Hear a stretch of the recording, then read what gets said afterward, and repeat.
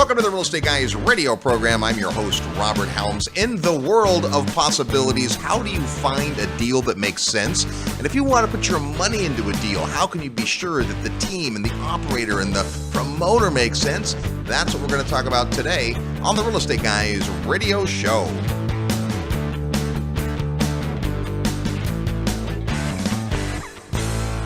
If you love real estate and have always wanted to own your own business, listen up. The Real Estate Guys and their panel of experts want to teach you how to go full-time fast in the real estate syndication business. These next few years may go down in history as one of the best times ever to acquire investment real estate. There are deals everywhere if you know where to look and how to assemble the resources. The Secrets of Successful Syndication seminar will show you how to make big money doing big deals from a team of experts that have syndicated projects totaling more than $1 billion. Don't wait for someone to give you a raise or create a job for you. Attend the Secrets of Successful Syndication and learn how to build a team, raise capital, find deals, and make full-time money in 6 months or less. Go to realestateguysradio.com and click on events. All the big players use syndication as a way to diversify risk, optimize profits, and earn big money. You can too. Go to realestateguysradio.com and click on events.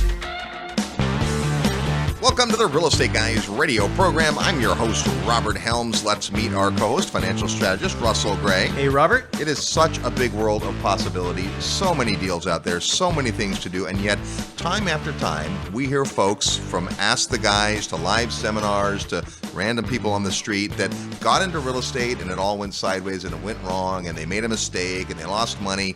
And not every time, but a lot of the times, they could have headed that off at the pass if they had been really smart about what they were looking for and vetting the deal. Absolutely. You know, I'm going to give you a very strange example, a life lesson I had when I was in high school.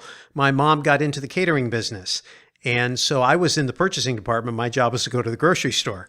And so we had a little Japanese farm guy that, ran a produce market, and he taught me how to shop for produce. Now, when I used to go shop for oranges, I would always pick the lightest orange because I wanted to get as many oranges as I could into the bag because they charged by the pound. I bet you had a spreadsheet for that. What I didn't realize in what he taught me is that when you pick an orange that's heavy for its size, it's full of juice. And it's a much better orange. And so because I thought I was being smart, gaming the system, getting more oranges for my money, what I ended up with was a basket full of bad oranges. And when he taught me how to do it properly, I ended up getting more value. Yes, I paid more per orange, but I actually got a good orange and I threw away less fruit. Orange, you glad you met that guy? It's crazy, That right? makes so much sense. So the whole lesson for a real estate investor is if you get into the real estate investing business, whether you're investing in your own account and buying individual properties, or whether you make a lot of money in your day job and you've got a bunch of money and you're looking to invest through other people, or if you're a syndicator, somebody who is taking your time and talent and relationships and offering those to people who make a lot of money and need to put their money to work, everybody in that food chain has to understand what they're looking at and how to pick either a good partner or how to pick a good deal. Now, if you're on the partner side, you don't have to necessarily be that great on picking the deal. You have to know that you picked a partner who knows how to pick the deal. But if you're on the deal side, then you need to know how to pick the deal. In all cases, you have to have enough information so you could talk to somebody and say, hey, tell me a little bit about how you do this so that I can understand if you just are throwing darts at a wall or just buying something that happens to be available, or do you really have some disciplined process by which you decide, is this a good deal or not? Well, and of course, it depends on product type and market and so forth. Multifamily investors might be different from retail, might be different from agricultural. But in every case, real estate investing is part art and part science. The science part of it is the checklists and the process and those things. And there's a lot of that involved, certainly on the financial side, tenant vetting, all that. But there's also the art part, learning to be able to read the signs of where a market is, where it is in the cycle, what's going on, and the big compared to what. Of all the things I could invest in, why do I invest in a particular product or market or team? And a lot of that has to do with where you are. We always talk about personal investment philosophy, but some folks listening to the show, we get this all the time on Ask the Guy questions. I don't have enough money. I'm barely getting started. I only have $10,000. What can I do? All the way up to, I am so busy making a living that I don't have the time to put it in. I just want to find a place to put my money. Those are two very different problems, but they're both problems that can be solved with real estate. Yeah, absolutely. And it comes down to you having a clear idea what you're trying to accomplish and then finding the right people. It starts with people. It starts with the relationships. We say all the time, this is a relationship business. And because here's the deal. If you don't know yourself and you don't know who you're doing business with and you don't know what you're asking them to do for you, they might do a great job at what they do. It's just not right for you. So when you have a checklist and you go down the checklist and everything checks off, like I checked off, check, this is a light orange, check, I got a lot of them, check, I got, my price per orange was very low, but at the end of the day, I ended up with a bad product because it didn't do what I needed it to do. I was buying the oranges for flavor, for juice, and so it goes back, it's the same thing in anything that you do. You have to know what you're doing. And the best way we found to learn to know what you're doing is to go find people that have figured out how to do it at a high level and ask them, because they'll tell you. And when they tell you, you learn a lot without you having to pay the price they paid to get the lesson. In fact, our guest today has a fascinating background in real estate and has really learned through experience the things to look for, the things to ask, and how to go get those check boxes checked. We come back, you'll have a chance to learn more about finding and funding deals that make sense today on the Real Estate Guys radio program. Live nationwide, you're listening to the Real Estate Guys. Find out more at realestateguysradio.com.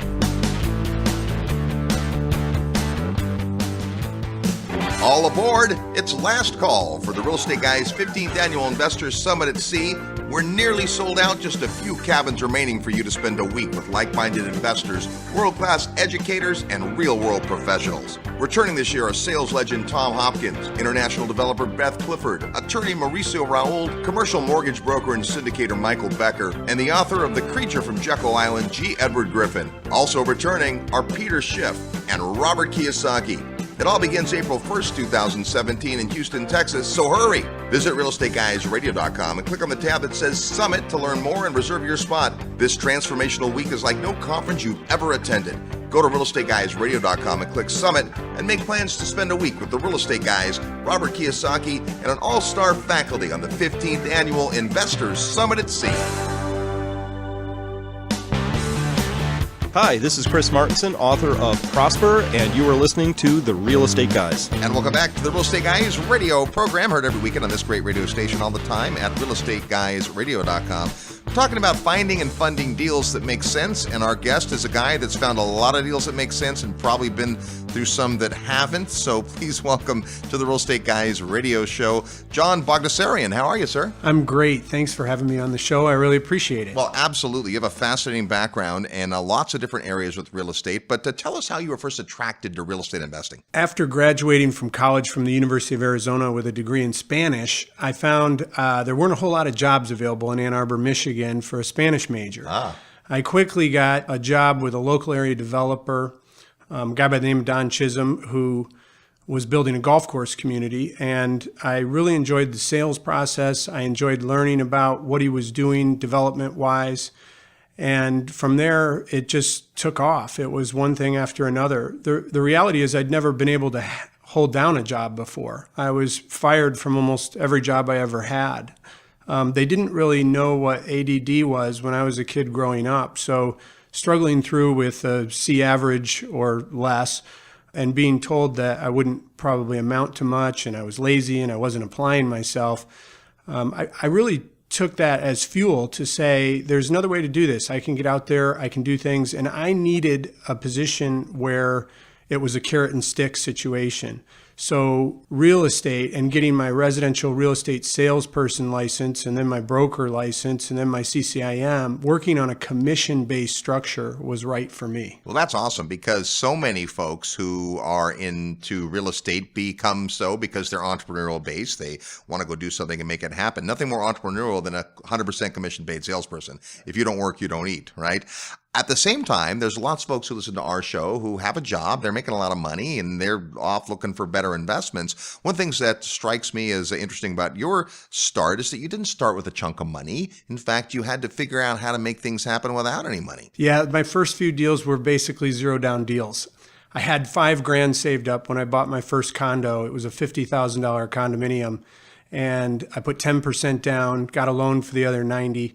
Sold it a year later for $65,000, and because I was an agent, I didn't have to pay anybody. So I turned my $5,000 into about almost $20,000, and I thought I was a genius. I mean, I thought I had it all figured out. Yeah, and absolutely. And then that led you to more deals and bigger deals. And let's talk about that part of it, because a lot of folks who start off with a single family residence or a condominium or something, they don't see themselves doing big deals. And we'll talk before we're done, obviously, about the kind of stuff you guys are doing today.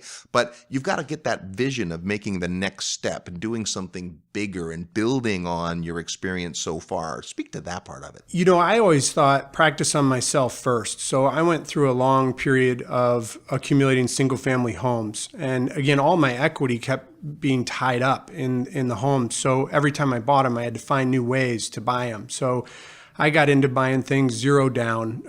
It was a very good market. It was appreciating rather rapidly. So I was somewhat fortunate there that after just a few years, there was an equity buildup in the houses. I don't advocate zero down buying today. Right. I think it takes a lot of luck to be able to get away with that.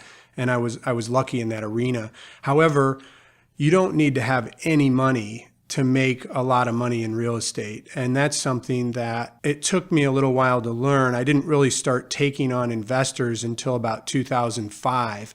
But once you start taking on investors, and if your passion is to make them a good return, then there's an endless supply. Money's not the issue anymore. It's about finding the deals that make sense, properly vetting the deals, and making sure that you're passionate about making people money and not just yourself. You know, we talked a little bit about this at the beginning of the show, the idea that some folks do get to the point where they've run out of their own capital and their own ability to get financing, and they find the next logical step is syndication, putting together deals with other people's money, which is exactly what you do today.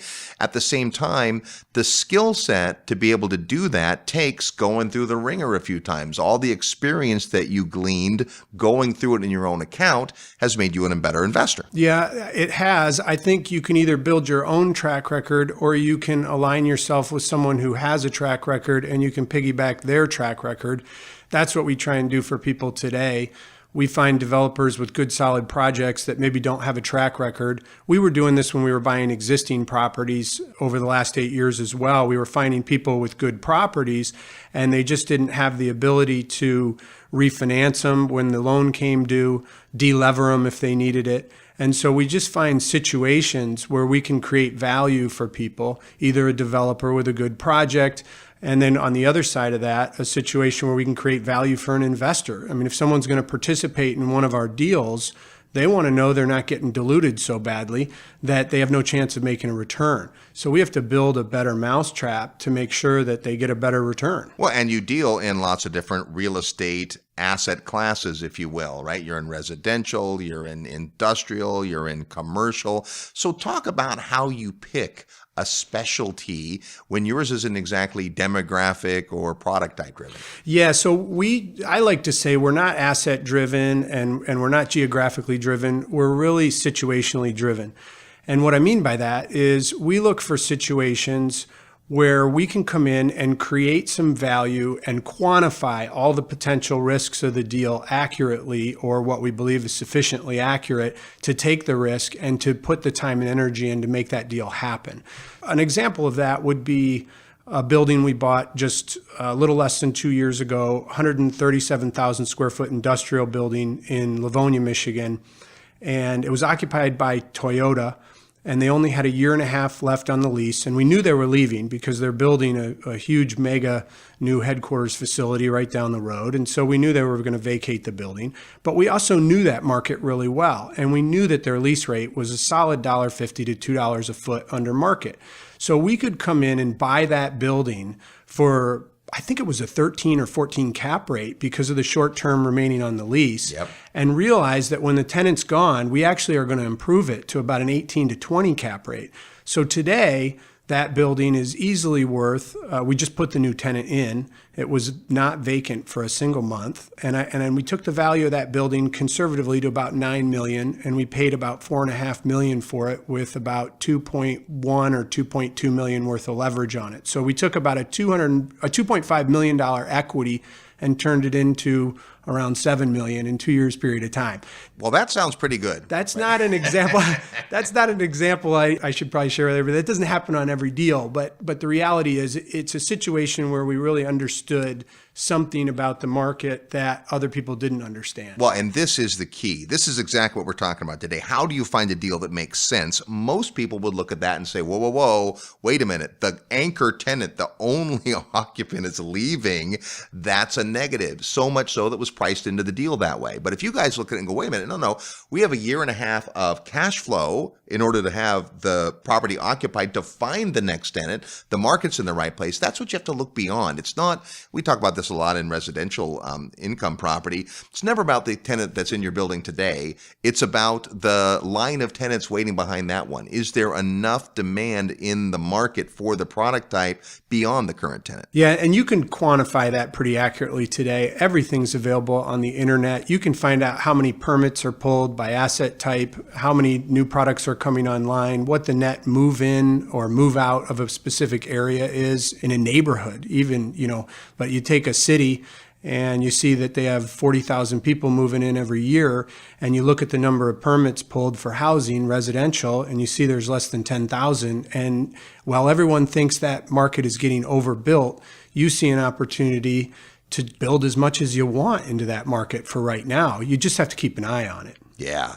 A few weeks ago, we had Ken McElroy on the show, and he does a lot in mostly B-class apartments, but he does some development as well. And, one of the things people were surprised to hear Ken say is we're not a buyer right now, right? The market is not where it needs to be for us to buy more. He and his partner Ross were buying a ton. They spent nearly $400 million in the 3 years where everyone else was running for the exits, which, of course, makes them look like geniuses in hindsight. But because you guys are situationally based, you don't get locked into a product type just because it's the darling of the day. Yeah, I listened to Ken's show. I thought it was excellent. I agree with him 100%. We did the same thing from January 2009 all the way through the end of last year. We've been buyers of existing product with cash flow behind it. And we've really switched over the last year and a half. We started funding development deals because the cycle was changing. And the reality is finding existing product, I agree. I think people are paying too much. We don't buy at 7 cap rates. We just think there's way too much risk in paying that much for something. Right. You really are gambling on rents going up.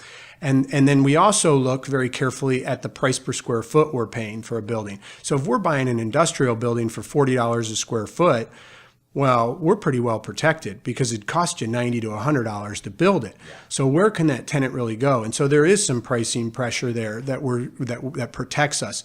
However, in apartments, you got to be concerned about when the new home developers come out there and they start putting product on, and then where do your tenants go? Now, I will say, I still think it's a very, very good time to build apartments in select markets, in downtown core areas especially. There's a huge move to moving back into cities. People really like that. It's a convergence of baby boomers that want walkability and young people who want the action and the excitement, all coming together to these city centers. Well, and of course, in markets like that, you may not be able to buy a building at the right cap rate, but you can likely build one. Right. So we can build to a 9 or 10 cap, maybe even an 11 cap in some situations. Why would we go buy at a 6 cap? And so, that's how the world works here in the U.S. Anytime there's a need out there, somebody finds a way to fill it. And if you're just careful about what you're doing and you quantify everything, and nobody can see 10 years down the road, but anyone who's been in this business and studies history a little bit can see 3 to 5 years down the road. You guys point out in the show a lot how slow real estate moves. Right. That suits me just fine. Yeah. I like to know. it took me a solid year of all of 2006 and even into the first quarter of 2007 to get out of every development project I was in at the time. I knew it was coming. I didn't know it would be that bad, but I knew it was coming. The only thing I couldn't do was sell all my single family homes, which I'd accumulated back in the 90s. They were worth a lot of money in 2007, and I still owned them all. I just sold them last week, finally, because I had to wait. But the other thing I'd say is we always bought based on predictable income. So even during 2007, 8, and 9, where everything was crashing and people were getting killed, if you owned things that were backed by predictable income, you were fine. As you know, the asset values might drop, but as long as your loan didn't come due during that window and you'd extend it out past that, I found you were fine. Yeah, such a good point.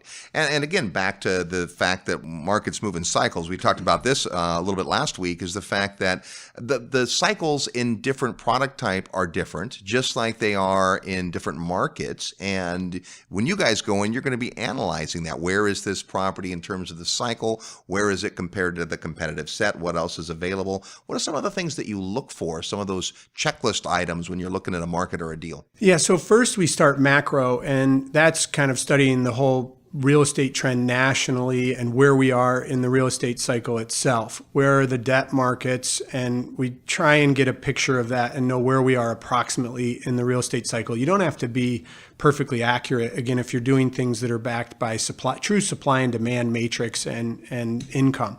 Then we hone in on the area itself. And part of that, actually, I should say, speak to this, is, we've had a change in administration recently. So we do pay attention to policy and we pay attention to politics, but not to the level of paranoia or getting scared about one thing or another. We just try and keep an eye on it and see, is there something that comes down? Like if the corporate tax rate gets cut, as President Trump has indicated he wanted to try and do during his campaign, that changes us from going from an LLC structure potentially to going to a corporate structure. And so we keep an eye on that.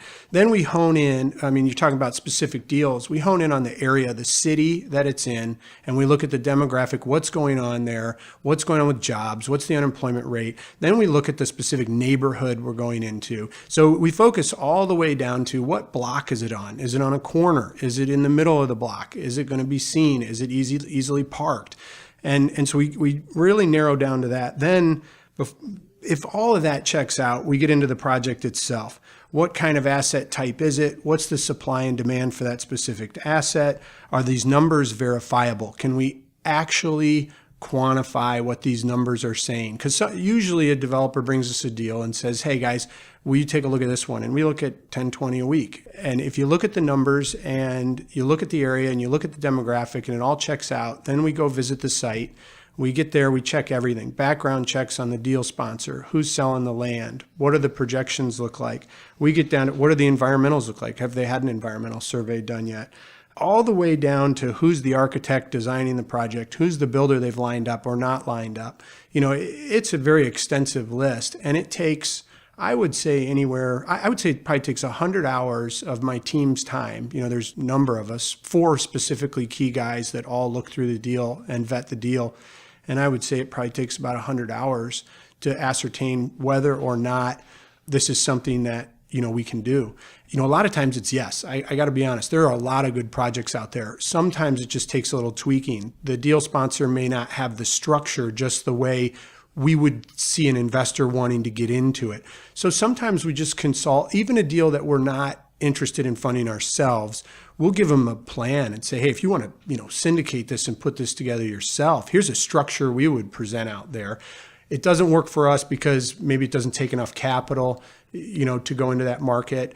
If we're in a market where it's a one-off deal and we're not going to do any more in that market, we try and stay away from that. We look to get involved with people who are going to bring us a stream of deals. So we'd look at markets like Denver, we're big in right now because we have a stream of deals coming from there. And we have developers that we're on our 3rd and 4th deal with now there. It's just a lot easier for us. If it's not going to take at least $3 to $5 million of equity, it just unfortunately isn't worth doing all the travel time and the vetting. Well, I would also think that a lot of this 100 hours of work can also inure to the benefit of the market. So every time you get a new deal in a market you're already in, well, it's checks and balances, and let's make sure we're revisiting our assumptions and seeing how the market really held up compared to what we did in those things. Exactly. Yeah. It's funny. I always used to say, do the work once and get paid forever. And that was when we were primarily trying to buy. It's starting in the commission, as we touched on in the beginning, you're always working yourself out of a job. Right. Every time I sold something, I had to go find somebody else to work for. Wake up unemployed. Yep. Exactly. So I wanted to get the Rich Dad, Poor Dad, Robert Kiyosaki plan funded first, which was all acquisitions, so that you'd have that passive income and be able to, then focus on just what you're passionate about and you love doing. And so doing the work once, getting paid forever kind of translates to that as well. Once we do the work on a market, we know it, we've been there, we've touched it, we feel it, and on a deal sponsor. The first time we work with somebody, it's pretty intense. The second time, it's a phone call, because we know them, This is the great point about the one-off deal of any kind. If I'm just an investor buying a single family house, if I decide that I want to diversify across 3 markets, which might be a good decision, but I'm going to fly into each one, I'm going to spend time, I'm going to learn the market, meet a team, find a property, get a property manager, get the inspections done, all that, and then start over with house number 2, you're really tempted to go, well, wait a minute, I've already built up a good team, all those kinds of things, because what you guys do isn't do the actual development. You fund a developer. You are building up a list of folks who you're learning about and how are they performing and what kind of returns can they produce. But you've also got a lot of knowledge to share with those folks. One of the things you said early on is maybe a developer that doesn't have a track record. What's the value add, besides bringing capital to a deal, that you guys have with some of these folks? Well, I'd like to think they come away with a lot better knowledge and understanding of how an investor would think through a deal. I can kind of see it on both sides. I've always been able to see both sides of every argument. I'm down the middle of everything. It's a weird way to be, actually. I'm not highly opinionated on politics, rights and wrongs.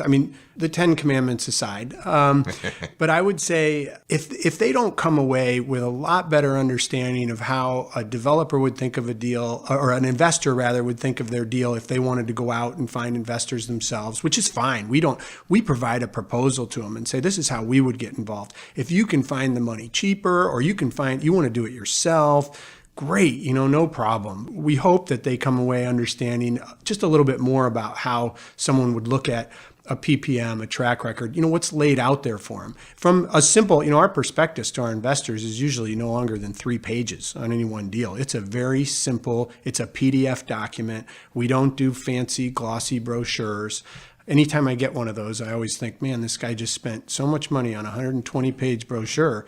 Why would they do that? I don't need to know all this stuff. We often joke with Ken McElroy and Robert Kiyosaki that the prettier the brochure, the worse the deal. Yeah, I agree with you 100%. Well, and it's really understanding what the metrics are. And as we were talking a little bit before we got together for the interview, our real estate business is really pretty boring. At the end of the day, real estate can be as exciting as watching paint dry. At the same time, if you can master the fundamentals and you can figure out how to, what we call, hit the repeatable base hits instead of swing for the fences in the grand slam, then it does become predictable cash flow. Yeah, I've done a video for this and sent it to our investors once on boring, and it was kind of funny because we just made this video and it was all this monotone, boring, and I was like, look, the sexier a real estate deal is, the least likely it is to win.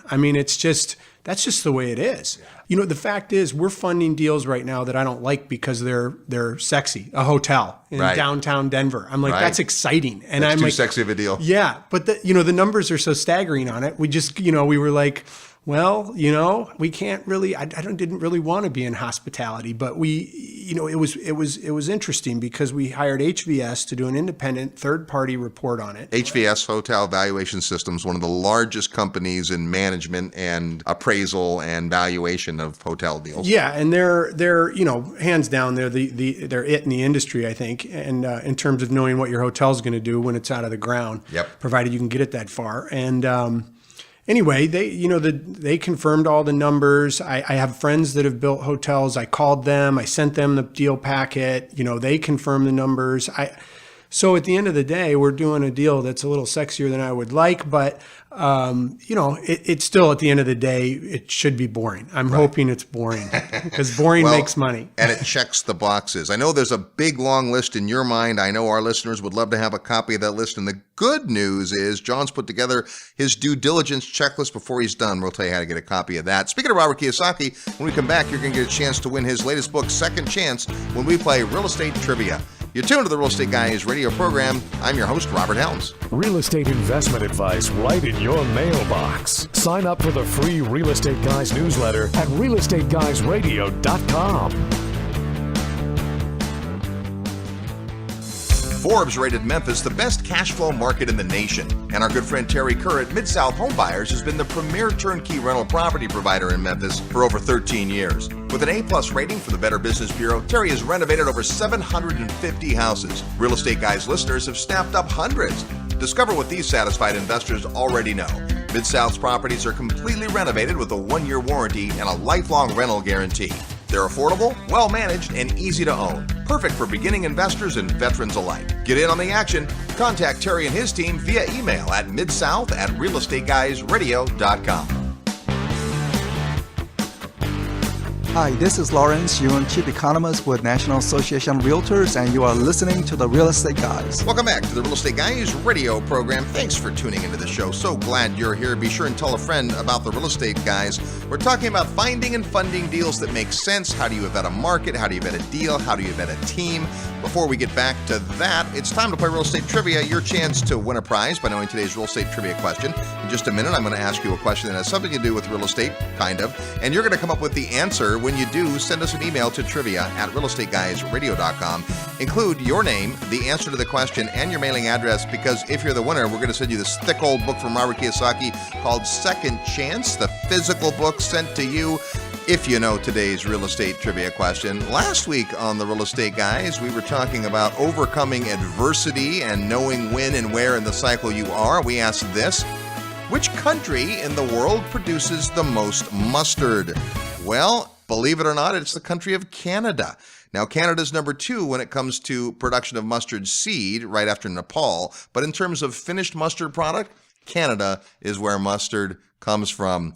Here's our real estate trivia question for this week. If you're going to have mustard and something to put it on, I guess you're going to have a sugary beverage. I want to know where Coca-Cola was first bottled. Today, like our podcast, Coca-Cola is bottled all around the world.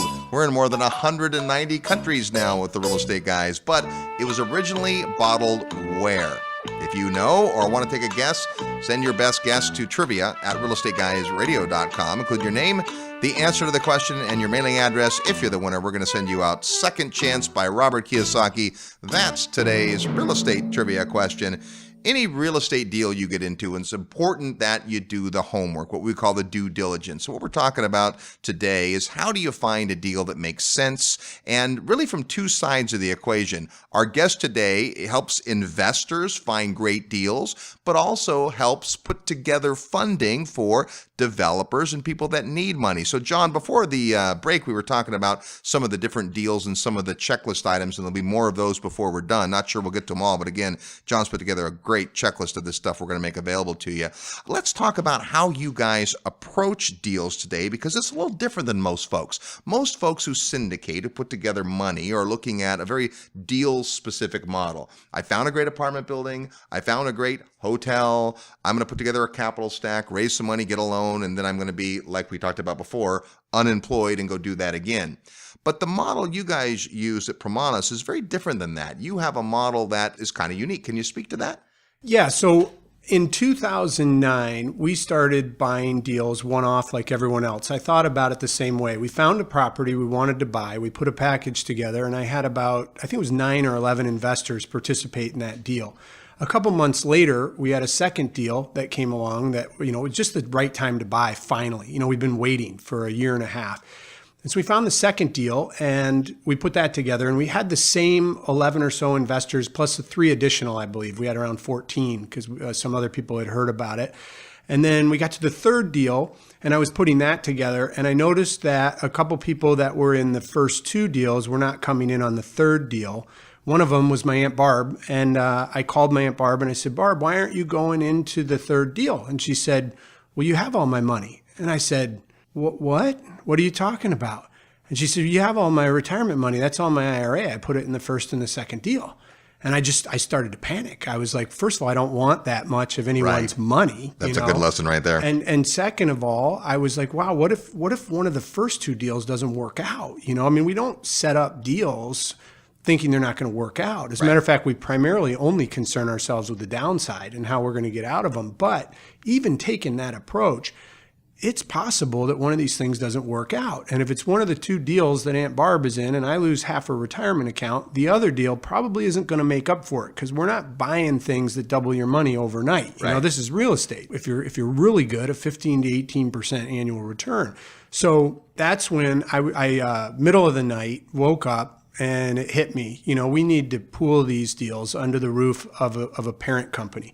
So what I did was I called every investor we had. I got them all to agree, and we created essentially what's now called PF3 LLC, where we have 300 investors participating in PF3 LLC, and we've made 30 or so acquisitions. I believe it's 35 actually, that are all individual deals held in their own sub-entity, which is 100% owned by PF3. Now this does a tremendous amount for us. One, we're not reporting every month on 30 individual deals to 30 different ownership groups. Secondly, we have pooled reserves across all the assets. So we have over 10 million cash in the bank in PF3 right now. Any one deal, any three deals could crater completely. And we don't even come close to hitting our reserve build. Every month we have global cash flows that we distribute over $350,000 a month out of PF3 alone. And that's only about 60 to 65% of the actual free cash flow. So building that fund structure diversifies the risk. We've had only one or two deals in PF3 that have slightly underperformed. But if those deals, I like to say real estate experiences temporary setbacks. And if you're in a fund structure like this, a temporary setback can be fixed because you have these pooled reserves. But if that deal sits by itself and it's suffering and your investors don't want to meet a capital call, which I've never made, thank goodness, because of this structure. But if I didn't have this structure, I would have had to make a capital call on one of those. If that's not met, I lose that asset and it's gone forever. But if it's just a temporary setback and we deem it, hey, a tenant left or went under or went bankrupt, and now we have the time to re-tenant that property, we can take the value of that from a $2 million forced liquidation sale back up to a $5 million valuation just by being patient. That fixes a lot of problems. So we do the same thing with these development deals. We create a parent company. Investors participate in that parent company. The current one's called PF4. And then we diversify those funds across multiple development deals that we're funding and helping sponsors get built out and completed. All right, awesome. Well, there's two angles of this I want to explore because obviously part of our listener audience are very interested in syndicating deals, and so the structure is fascinating, but also from the investor side. And let's start there. Someone's looking to put money into a deal. In this case, the diversity is a safety mechanism. If I'm understanding this correctly, if I were to put money into your fund, your top fund, it's actually already diversified into several different properties, several different markets. Correct. And one of the challenges with development is the short fuse on when these deals come to liquidity. So you would think it's an advantage to come in later because there's already 3 deals in progress, but those deals aren't actually far enough along to know the outcome of them. So what we do with the development funds is they're rolling and they run for about 12 to 18 months. And then we close them. All that capital has been placed into multiple developments. And therefore, it's diversified across a number of deals in hopefully various markets or asset types. And then what happens is as that money comes back in, we pay that out to the investors pro rata, and all the deals have to win before we get paid or anything else happens. 100% of investor capital plus a preferred return has to come back first. So if any one deal craters, let's say we did a deal and we put $6 million into that deal and we lost the $6 million. Well, the other 3 we did would have to do so well that we pay that back to the investors first plus a preferred return to them, then my company gets involved in participating in the equity side of the equation. And what this does, if you really understand it mathematically, is it takes the risk of this whole development thing out of the equation. I mean, if I go 3 for 4 or 4 for 5 on these development deals, which is, I believe, highly likely considering how much due diligence we do, you're going to come out with a very nice return. If I hit them all right, it's going to be off the charts because we're not targeting deals that are going to give us a 15% annual rate of return. We're looking for higher. And then what we can do is by blending them, we can afford to, some people think higher rate of return translates to more risky. I like to say lower rate of knowledge and experience translates to more risky. Yes. And risk is definitely proportionate to knowledge. So, for us, we don't have to do anything. We don't sit on a blind pool. We put the deals out as we get them. We don't have a gun to our head to place capital. There's a lot of things about the structure that I could speak to that, I had to learn the hard way, because what would happen is I'd take these deals out to investors and they would give me the feedback, and people will sometimes just, they don't want to tell you why. An investor doesn't want to tell you why they're not investing. They don't want to make you feel bad. Right. It's hard enough for them to say no, believe it or not. If you really ask somebody to participate in your deal, it's hard for them to say no. They want to help you if they know you and like you. Sure. But they may not like something about your deal. So you have to ask them. You have to say, hey, don't make me feel bad. I'm really interested in knowing what specifically about this structure or this deal that you don't like, so that you can get that feedback and then understand how to change the structure or make it a way that works better. Well, that's critical. Absolutely. The only way we get better is through feedback. And this is a fascinating way to think about it. Now, I would also think that you'd have to be at some level of deal flow for a structure like this to make sense. You guys have been out there doing this a while, obviously, the number of funds you have and so forth. If it's a closed-in fund, does it get to a point where it just eventually liquidates, or could the fund then just invest in something else that you've already got the money for? So what happens is, as those individual development deals liquidate, that cash goes back out to the investors, and they can participate in our next thing that we have going on at that time if they like, or they can take the money and they can go do something else. Our main fund, PF3, is sort of a buy and hold and last a long time type vehicle. It's meant for passive income and cash flow. That's exceedingly hard to do in this market right now. And the opportunity for doing that is not as good as the opportunity for what I would call more the capital wealth growth type thing like this, where you're not getting a monthly check, but your money's becoming worth more and more overnight. Now, from the investor side, what are the minimums? What kind of timelines do you propose to folks? Obviously, it changes based on the liquidation of these various assets, but what does the overall concept look like? Yeah, so I used to try and be all things to all people and create something that fit everybody, but that just doesn't really work anymore. And at some point in time, you've got to establish some minimums. So, we have a $100,000 share price on our current fund, PF4. For new investors, we've cut that in half sometimes just because they don't know us and they want to kind of get their feet wet and see how it goes. We have investors that have bought 20 plus of those shares. We have investors that have done a half. And, it doesn't really matter because of the platforms today and how we can report. We keep everything real time. We send a monthly update on everything that's going on. It can all be done by email. It's one distribution list. So whether we're sending that to 300 people or 3,000 people, it really doesn't matter as long as we're pushing out and reporting enough information. The other thing I'd say about syndicating that I've found to be one of the key elements is to make sure that you operate with 100% transparency. Since day one, we promote that in every email we do. I've had investors call me from California and say, hey, I heard about you through this, or I heard about you through that, but my wife will kill me if I send you $200,000 and this turns out to be some kind of, crazy scheme or whatever. Yeah. And so we put together a list of, a link to my Facebook page, my LinkedIn page, a reference sheet with bank statements from 11 or 12 different banking relationships we have with contact information to those loan officers and private banking lending relationships.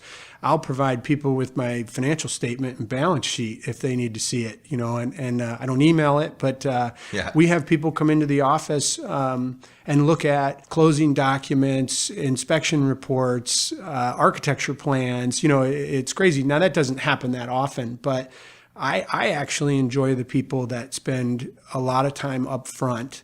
The investors that come into our organization and spend a lot of time looking at our organization and vetting us as people, those are the ones we never hear from again. They're happy. They did their work and they're thrilled, and that's that. The ones that just throw money in, those always worry me a little bit. You just get this guy calling from Alaska and he says, hey, here's $300,000. And you're always worried that's going to be the guy who's, calling you every 5 minutes. The most expensive check I ever took, we say sometimes. That's right. So let's talk about the developer side, because this is unique because you guys are actively in your new fund looking for projects, and you've got $100,000 share price and minimum a half a share. What about the developer side? What's kind of your appetite for deal size? Are you looking for stuff that hasn't broke ground yet, or what stage? Do you do rehab projects? What are you looking for? So we've done all kinds of things. Before we started the fund structure under development, we did what were called one-off deals. And we always want to kind of test the market, make sure it's there before we start putting something together where we think we're going to be able to get. Now, the deal flow is happening fast enough now that we can do this. But we bought one building. It was 260,000 square feet. We paid about $12 a square foot for it. It was 60% occupied. I think we paid $3.6 for it. We gave the investors an 18% return and had their money out in 6 months, plus their return. We own that building now with the guy who brought it to us. That was partly his deal, was he didn't want to have a whole bunch of investors. And so we put a deal together where we could get in and get out. Now we own the building with them and manage and run it and operate it. And I think we have an offer on it for around 10 or 11 million. That's been a phenomenal deal. So we'll repurpose stuff if we can find it. Now that's harder to do. We're doing ground up development of a hotel in Denver. We have a successful townhome project there. We have 2 condo projects there. So we'll look at anything. Again, we're situationally driven. If we find the right situation, we'll do it. Now, from size parameters, I think I mentioned 3 to 5 million of equity minimum. Kind of the larger the better. Although a deal that gets up over about 15 million is going to tip the scales on our fund structure too much. So we may JV that out or something. We always have controlling interest of every deal, but we like the deal sponsor who brought it to us, the developer, the boots on the ground, to have a substantial portion of ownership and to have appropriate fees so they're not poor while the whole thing's going on, because sometimes it takes 2 years, 3 years before you get a paycheck. So, we don't participate in fees. We certainly understand that, because I did that before and I know I needed fees to get from one deal to the next. Well, absolutely. You want them to have the incentive to get it over the line. Well, and I'm sure when it comes to vetting deals, especially ground up, there's a bunch of things that you'd have on your due diligence checklist as well. But in the interest of time, what we're going to do is, if you're interested in receiving Jon's checklist, which is quite thorough on all kinds of things to consider due diligence on a property, all you're going to do is to vet a deal, you're going to send an email to vet@realestateguysradio.com. That's vet, V-E-T, @realestateguysradio.com, and you'll get a chance to see that. This has been such great stuff. Really appreciate you coming in, Jon, and sharing this with us, and we'll look forward to hearing more from you. Robert, I appreciate you and Russ doing this show and having me on this show. This is how business should be done. You guys share more than anybody I've ever met, and I greatly appreciate it. Thank you, sir. All right, when we come back, we're talking about finding and funding deals that make sense today on the Real Estate Guys radio program. I'm your host, Robert Helms.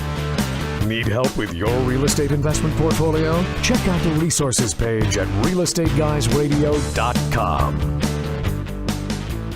Hi, this is Patrick Donahoe, CEO of Paradigm Life. Wall Street and banks spend billions of dollars per year in advertising with the goal to convince you that they are the solution. But take a look around. None of their advice has worked.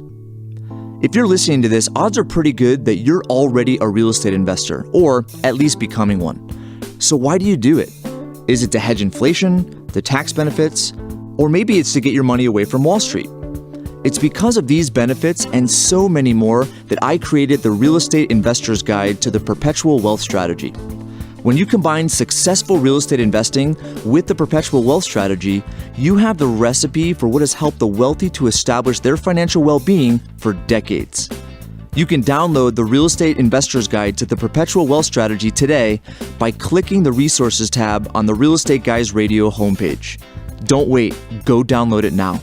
Dreaming of fast profits, flipping houses, or enjoying massive streams of passive income, but not sure where to start? Discover Red Hot Dallas, Texas, and one of the premier turnkey property providers in the nation. Attend American Real Estate Investments Property Tour and Workshop April 21st through the 23rd. See firsthand what makes the Dallas market so strong. Meet a great team of dedicated acquisition specialists, property managers, and financing sources. Tour a variety of properties in various stages of renovation, including some available right now. But there's only one bus, so space is limited. For all the details, send an email to dfwtour@investmentpropertyshowcase.com. That's dfwtour@investmentpropertyshowcase.com. Hi, this is Mark Skousen, and you're listening to The Real Estate Guys. Welcome back to the Real Estate Guys radio program. We're talking today about finding and funding deals that make sense. We're going to be talking about that a lot at the Secrets of Successful Syndication coming up March 3rd and 4th in Dallas, Texas. Our whole emphasis of that event is twofold, kind of like the things we were talking about with John today. Number one, how do you get to do bigger deals with other people's money and be a promoter or syndicator and all the legal requirements and how you find deals and how you find money. And number two, if you're thinking about passively investing in someone's deal, make sure you know what to do. Very excited to announce that John's going to be a featured speaker at the event. So really great to hear from him. Yeah, it is. It's great. You know, we're always out there looking for talent. We're looking for people that are out there doing the thing in the real world and can bring that real world experience and wisdom. I took pages of notes. I learned a ton. The deal structure thing I thought was fascinating. One thing in particular that I really appreciated, because, you know, we try to bring this aspect to the show quite a bit, is what I call the macro to Main Street. It's this idea that your investments, your individual properties, your deals, if you will, are floating in an economic sea. And when you're situationally driven like they are, which is, you know, you're looking for a set of circumstances that are favorable towards quantifiable, maybe not completely controllable, but largely influenceable factors where you can produce a more predictable result because you can get your arms around it, then you got to go where those circumstances exist. And sometimes that means you have to see the big macro trends. And, you know, one of my pet peeves and one of the things that, you know, I work personally to bring to the show is to really stimulate people out there to think that way, how important it is to think that way. Because if you get pigeonholed, if you get so tunnel vision into one area, one market, one product type, it's great to get rich in a niche. And I totally believe in that. But when you're out there trying to be a strategic real estate investor, a strategic syndicator, a business person, you have to have the ability to go where the opportunities are, and then you hire the people who are the experts in that particular niche. You don't have to be the expert. And that goes back to this bigger thing, Robert, you were talking about in terms of the whole syndication training. We see so many people spend a lot of money on education because they want to learn how to be a lawyer. They want to learn how to be a mortgage broker. They want to learn how to be an appraiser and a property manager. And I understand completely the desire to master every single facet of being a successful investor, especially when you're managing other people's money. But what I've learned when I get around people like John that are performing at a high level, that are managing large amounts of money, they don't know everything there is. Right. What they learn how to do is vet, in what he was talking about, vet the team members, vet the deal, and then get a team of people. He talked about 100 man hours going in to look at a deal. That's 100 man hours. That's not 100 hours of one man.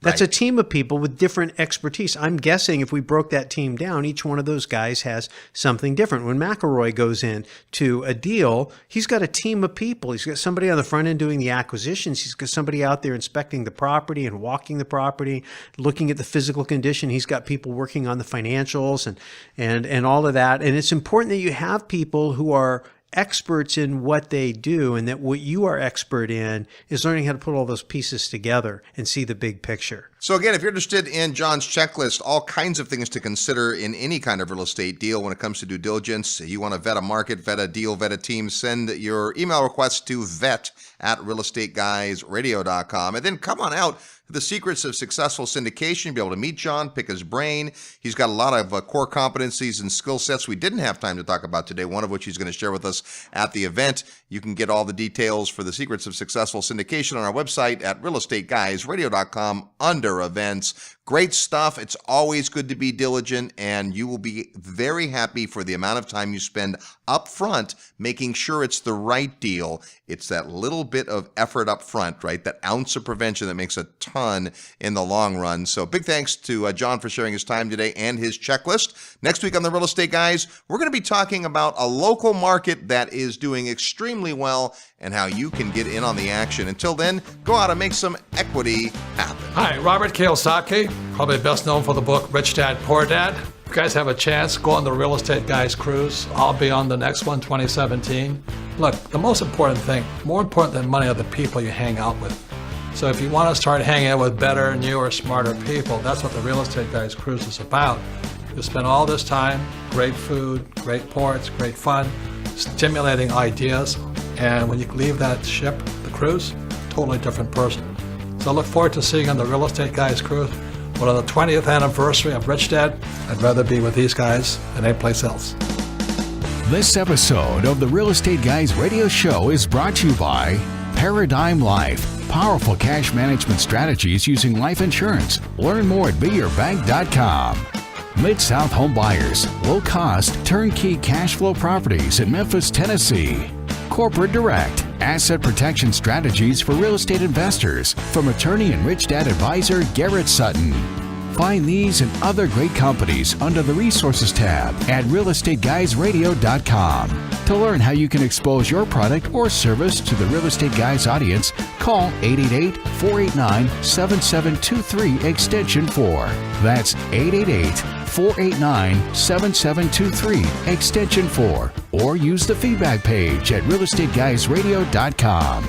Thanks for listening, and we'll see you next week right here on the Real Estate Guys Radio Show.